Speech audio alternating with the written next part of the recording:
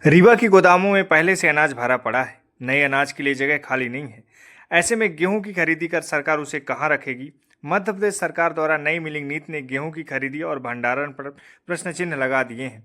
हालांकि न्यूनतम समर्थन मूल्य पर गेहूं की खरीदी प्रदेश भर में 15 अप्रैल से की जानी है, लेकिन क्या रीवा में इसको लेकर पूरी तैयारी है? हम आपको इस वीडियो में पूरी जानकारी देंगे।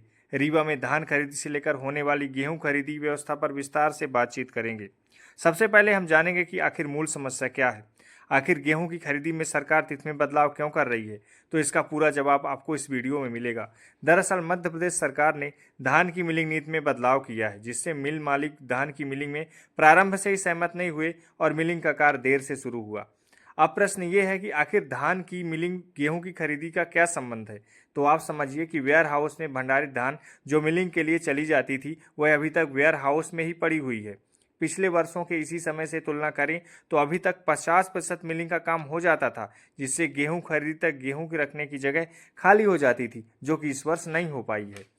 आंकड़ों का विश्लेषण करें तो पता चलता है कि रीवा में 7.16 लाख मीट्रिक टन अनाज भंडारण की क्षमता है, लेकिन करीब 7 लाख मीट्रिक टन अनाज गोदामों में पहले से ही भरा हुआ है।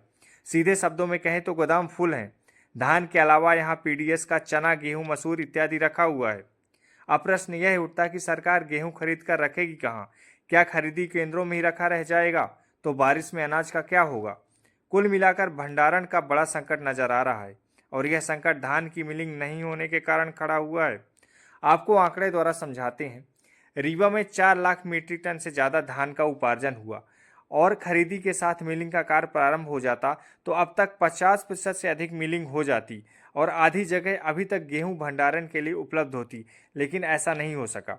रिपोर्ट और समाचार पत्र बताते हैं कि अभी तक 10% धान का उठाव और 5% ही मिलिंग का कार्य हो सका है।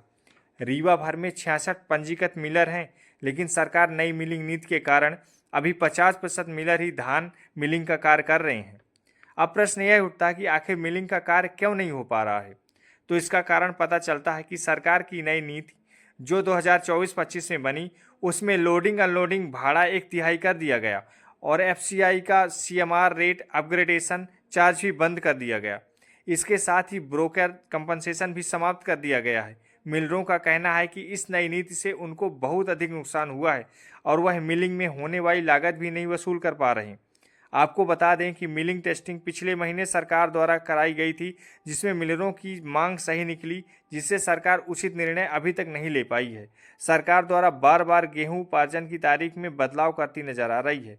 अब यह प्रश्न उठता है कि धान की मिलिंग कर कैसे गोदामों की चावल की जगह बनाई जाए, क्योंकि मौसम में बदलाव, आंधी तूफान को देखते हुए किसान पहले ही चिंतित है और गेहूं उपार्जन में देरी होगी तो किसान के लिए बहुत बड़ा संकट खड़ा हो जाएगा, क्योंकि सरकार किसी तरह से महीनों खाद की लाइन पर खड़े होकर किसान अपनी फसल को उगाया, तो क्या वह फसल बेचने के लिए खरीदी केंद्र पर अपनी फसल को ट्राली में रखकर अपनी बारी आने का इंतजार करेगा?